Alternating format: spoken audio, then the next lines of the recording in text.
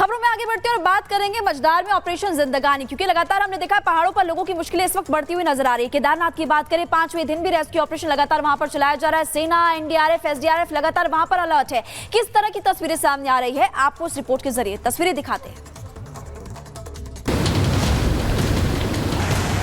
केदारनाथ धाम यात्रा मार्ग पर रेस्क्यू और सर्च अभियान 5वें दिन भी जारी है। रविवार देर शाम तक स्निफर डॉग की मदद से सर्च अभियान जारी रहा। लिंगचोले से रामबाड़ा तक सर्च अभियान पूरा किया जा चुका है, जिसमें अब तक किसी व्यक्ति की मिलने की पुष्टि नहीं हुई है। सोमवार सुबह 100 लोगों को सुरक्षा बलों की देखरेख में केदारनाथ धाम से लिंगचोली हेलीपैड के लिए रवाना किया गया। इसके अलावा एनडीआरएफ की टीमें जंगल और मंदाकिनी नदी के आसपास भी लगातार सर्च अभियान चला रही है। केदारनाथ पैदल मार्ग से आए मलबे में जिंदगी तलाशी जा रही है। लापता लोगों की खोज को लेकर भी स्निफर डॉग की मदद से सर्च अभियान शुरू किया गया। पत्थरों के बीच स्निफर डॉग को ले जाकर पता लगाया जा रहा है कि कहीं कोई इन पत्थरों के नीचे तो नहीं दबा। सेना के जवानों ने सोनप्रयाग में मंदाकिनी नदी में अस्थायी पुल बनाया, जिसके जरिए लोगों को इस पार लिया जा रहा है। फंसे श्रद्धालुओं को बाहर निकालने के लिए जमीनी और हवाई मार्ग से बचाव अभियान भी चलाया गया। Bureau report, Republic Bharat. Ayodhya मामले में बीजेपी डेलीगेशन ने शीर्ष नेतृत्व को सौंपी रिपोर्ट। कमेटी ने सौंपी 4 पन्नों की रिपोर्ट। अयोध्या मामले पर अपने डीएनए वाले बयान पर कायम अखिलेश यादव, कहा कि सपा को बदनाम करने की कोशिश की जा रही है। डीएनए टेस्ट का है कानून और टेस्ट में क्या परेशानी? ये कानून किसका संशोधित है? ये इन्हीं का संशोधित कानून है 2023 का, जिसमें ये कहा गया है कि डीएनए टेस्ट होना चाहिए अगर 7 साल से ज्यादा किसी की सजा का कोई प्रावधान है तो क्या गलत मांगा? अयोध्या मामले पर सपा सांसद अवधेश प्रसाद का बेतुका बयान, कहा ना जाने कितने बलात्कार हो रहे हैं। बुलडोजर कार्रवाई पर भी उठाए सवाल।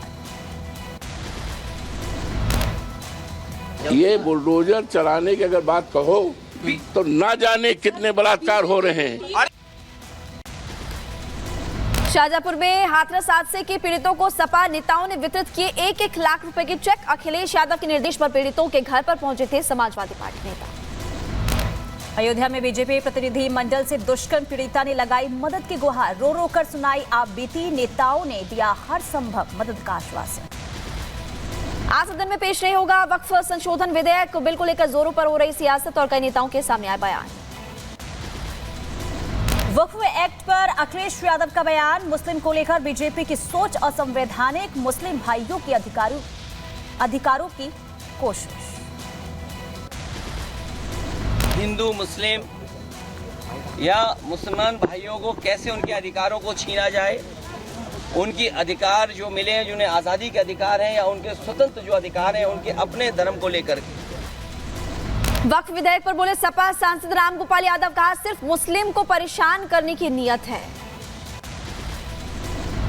वक्फ एक्ट मामले पर बोले वकील अश्विनी उपाध्याय, कहा कि हिंदुस्तान के संविधान में वक्फ बोर्ड जैसा शब्द नहीं है, एक देश एक विधान होना चाहिए। संविधान तो कहता है एक देश एक विधान, यानी जो कानून होना चाहिए वो सबके लिए होना चाहिए। भारत का संविधान रिलीजन के बेस पे कानून का बिल्कुल विरोध करता है। वक्फ एक्ट मामले पर कांग्रेस नेता शकील अहमद का बीजेपी पर हमला, कहा कि मुस्लिम से उनकी जमीनें छीनना चाहती है भारतीय जनता पार्टी। गोमती नगर की कार्रवाई पर भी बोले अखिलेश, कहा कि पुलिस ने सब नामों की सूची दी और फिर भी सीएम ने यादव और मुस्लिम का नाम ही क्यों लिया। जब पुलिस ने सूची दी सब नामों की, तो आखिरकार मुख्यमंत्री जी ने केवल यादव और मुस्लिम का नाम क्यों पढ़ा? जम्मू कश्मीर कांग्रेस का एक्स पर विवादित पोस्ट, 5 अगस्त को बताया काला दिन, 5 अगस्त को ही हटाया गया था 370। शहजाद पुनावाला का कांग्रेस के विवादित पोस्ट पर पलटवार, कहा कि आज जम्मू कश्मीर के लिए ब्लैक डे नहीं, कहा कि आज गोल्डन डे है। इस एक फैसले से जम्मू कश्मीर के अवाम की और जम्मू कश्मीर की पूरी स्थिति परिस्थिति बदली है। आज लाल किले से लेकर लाल चौक तक तिरंगा लहराता है। महाराष्ट्र विधानसभा चुनाव को लेकर तैयारियां तेज, 8 अगस्त से जन सामान्य यात्रा निकालेंगे डिप्टी सीएम अजित पवार। दिल्ली सरकार को सुप्रीम कोर्ट से झटका, एनसीडी में नियुक्ति मामले में सुप्रीम कोर्ट का फैसला, एल्डरमैन की नियुक्ति पर एलजी कर सकते हैं, ये कहा गया है। दिल्ली की कैबिनेट की सिफारिश बाध्य नहीं है। कोचिंग सुरक्षा को लेकर सुप्रीम कोर्ट का आदेश। हादसे का सुप्रीम कोर्ट ने स्वतः संज्ञान लिया। दिल्ली सरकार को जारी किया नोटिस और कहा कि डेथ चैम्बर बन गए हैं कोचिंग सेंटर्स। भारतीय शेयर बाजार में आया भूचाल। सेंसेक्स में करीब 2000 से ज्यादा अंकों की गिरावट। बाजार खुलते ही निफ्टी ने भी गोता लगाया। कश्मीर के अवंतीपुरा पुलवामा में बढ़ाई गई सुरक्षा। 2 आतंकियों की गिरफ्तारी के बाद अलर्ट मोड पर सेना। जम्मू कश्मीर के अखनूर में फायरिंग। संदिग्ध गतिविधि देखे जाने के बाद सेना ने गोलीबारी की। पुलिस और सेना ने मिलकर शुरू किया तलाशी अभियान।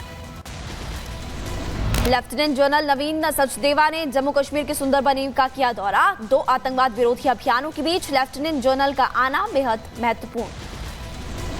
रायबरेली में फर्जी जन्म प्रमाण पत्र मामले में 7 लोग गिरफ्तार किए गए हैं। अब तक कुल 17 लोगों की हो चुकी है गिरफ्तारी। लैपटॉप, मोबाइल और अन्य उपकरण भी बरामद हुए हैं। एडीयू पंचायत की तहरीर पर 4 लोगों के विरुद्ध मुकदमा दर्ज किया गया था और उन्हें जेल भेजा गया था। इसी के क्रम में कल 7 व्यक्ति की गिरफ्तारी हुई है। यह गिरफ्तारी एटीएस और थाना सलोन पुलिस द्वारा संयुक्त रूप से की गई है। आगरा की जामा मस्जिद के एएसआई सर्वे के लिए हाईकोर्ट में याचिका। इलाहाबाद हाईकोर्ट में आज होगी इस पूरे मामले को लेकर सुनवाई। यूपी के सीएम योगी आदित्यनाथ ने मानसरोवर मंदिर में किए दर्शन। श्रावण के तीसरे सोमवार के खास मौके पर किया रुद्राभिषेक। आचार्य संतोष त्रिवेदी ने धामी सरकार का किया धन्यवाद। केदारनाथ धाम में चलाए गए सफल रेस्क्यू ऑपरेशन को लेकर आभार व्यक्त किया। जम्मू कश्मीर से धारा 370 हटने के 5 साल पूरे हो गए। श्रीनगर में बढ़ाई गई सुरक्षा। है अलर्ट पर सेना। पुणे में स्थानीय लोगों ने प्रशासन के खिलाफ किया प्रदर्शन। स्थानीय समस्याओं का समाधान नहीं होने को लेकर जताई नाराजगी। लास्ट के 5 महीने बाद एनआईए ने किया सपोर्ट का इंस्पेक्शन और आपको बता दें कि 2 आतंकी और अब्दुल मतीन और मुसाविर हुसैन को मौके पर लेकर पुलिस की टीम पहुंची और कैफे के आसपास सुरक्षा बढ़ाई गई। महाराष्ट्र के नासिक में भीषण हादसा। बस और कार के बीच जोरदार टक्कर। हादसे में जिंदा जले 2 लोग। उधर बिहार के हाजीपुर में दर्दनाक हादसा हुआ। हाई वोल्टेज तार की चपेट में आने से 9 कांवड़ियों की मौत हो गई। कई लोग घायल हैं। अस्पताल में इलाज जारी है। यूपी के सीतापुर में सड़क हादसा। तेज रफ्तार वाहन ने कांवड़ियों को रौंदा। हादसे में 1 की मौत, 3 लोगों की हालत गंभीर बताई जा रही है। यूपी के लखीमपुर खीरी में नदी में डूबने से बच्चे की मौत हो गई। एनडीआरएफ टीम ने कड़ी मशक्कत के बाद बच्चे का शव बरामद किया। परिजनों में मचा कोहराम। यूपी के शामली में गौ तस्करों और पुलिस के बीच मुठभेड़। गोलीबारी के दौरान एक बदमाश गिरफ्तार। पकड़े गए आरोपियों के खिलाफ गोवंश नरसंहार के आरोप में मामला दर्ज। यूपी के जौनपुर में पुलिस ने चलाया ऑपरेशन लंगड़ा और फायरिंग के दौरान थानाध्यक्ष के पैर में गोली लगी है। 25,000 का इनामी बदमाश घायल हुआ है। यूपी के मुजफ्फरनगर में दबंगों ने घर में घुसकर फायरिंग और तोड़फोड़ की। तमंचे, लाठी डंडे को से लेकर सीसीटीवी में तस्वीरें जो है वो कैद हो गई। दबंग नजर आए। एफआईआर दर्ज की गई। यूपी के बागपत में जमीन विवाद में जमकर बवाल हुआ। ग्राम प्रधान के गुट पर फायरिंग का आरोप लगा है। हमले का वीडियो वायरल हो रहा है। यूपी के गाजियाबाद में पुलिस की छापेमार कार्रवाई और जेएलएफ में